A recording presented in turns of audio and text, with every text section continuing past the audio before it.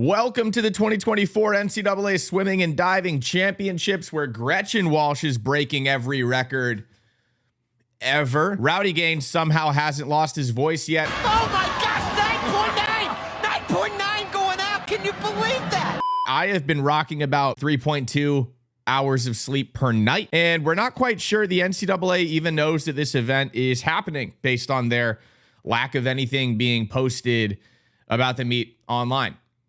Literally anything. This meet has been so fast, but it's also coming with its own dash of weird as well, kind of. If you're new to swimming, we do 4 strokes in this sport. Butterfly, the one where you swing your arms around and kind of, I guess, look like a butterfly a little bit. Backstroke, where you swim on your back.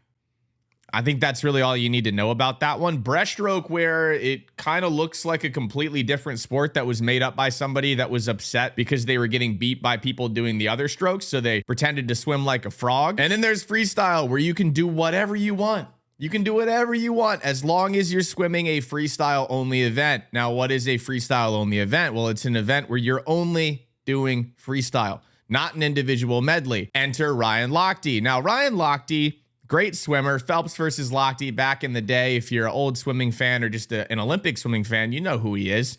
He figured out that if he kicks on his back, he's actually faster than if he's dolphin kicking underwater, like off his turns or off his flip turns on his stomach. So he decided in the 200 IM, you know what? I'm going to kick underwater on my back when I turn from breaststroke to freestyle, and then I'll roll over and come up freestyle. Now, people didn't like this.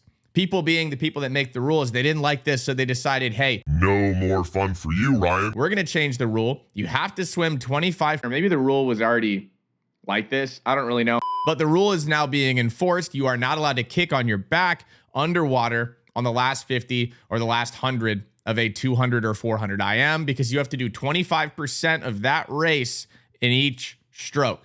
25% of it. But now, if you're swimming freestyle only, you can do whatever you want. So fast forward to this year's 2024 NCAA Swimming and Diving Championships, where Gretchen Walsh has just broken the NCAA record in the 50 freestyle twice in one day, and she's just gearing up and ready to make everyone look like they don't really know how to swim freestyle. It's just kind of how this meet has been.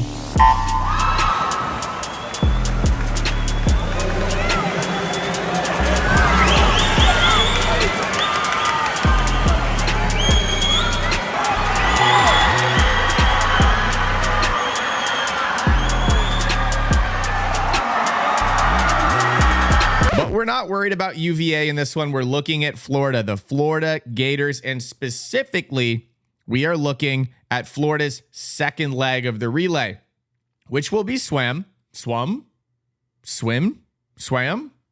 which will be swimmed by Olivia Peoples. The 200 freestyle relay is the fastest relay in swimming. It is 4 people swimming the fastest race in swimming, the 50 freestyle, the shortest distance, the 50, and the fastest stroke, freestyle. Except for Olivia Peoples, who decides to pop up and start swimming butterfly. Butterfly actually into a flip turn, which was executed beautifully, by the way.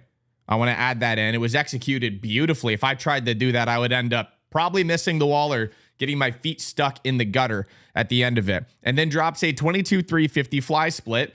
50 freestyle split is probably how it would be rung up. Now, it was one of the slower splits in the field. Olivia, I'm sorry, but it's just data. It was one of the slower splits in the field, which had a lot of people, including myself, kind of trying to figure out what the decision was here. So I packed up my bags and booked myself a Swimcloud cruise, baby. We headed over to Swimcloud to check out Olivia Peoples' splits from SECs, where I am assuming that she swam butterfly here. She swimmed butterfly right there. And freestyle here. So her faster split was butterfly, and her slower split was freestyle. That's really about it. So the decision was made that she would swim butterfly on the 200 freestyle relay. And I think what really rattled people's brains is that this took place at NCAAs, which is the pinnacle of college swimming, the fastest swimming literally of all swimming because it's in the short course yards pool, which if you are a non-American, I apologize. I want to apologize from the bottom of my heart for talking about yard swimming. I know it is something that some of you are fun people.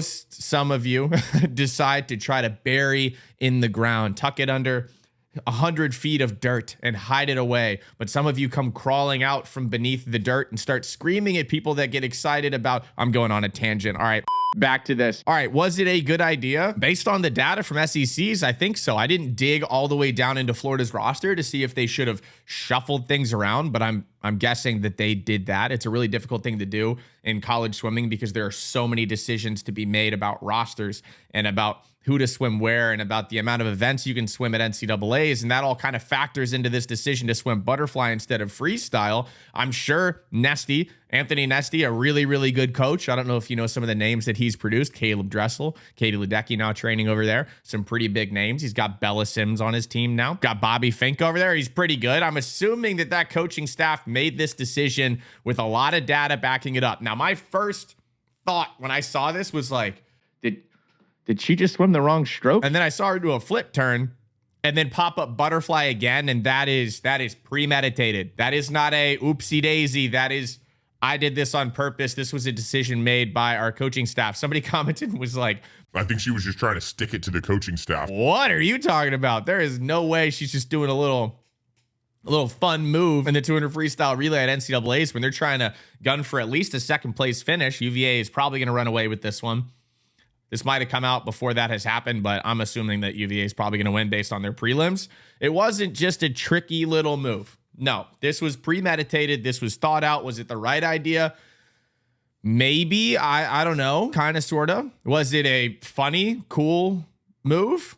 Yeah, maybe. Kind of, sort of. Was it good for content? Oh, yeah, it was.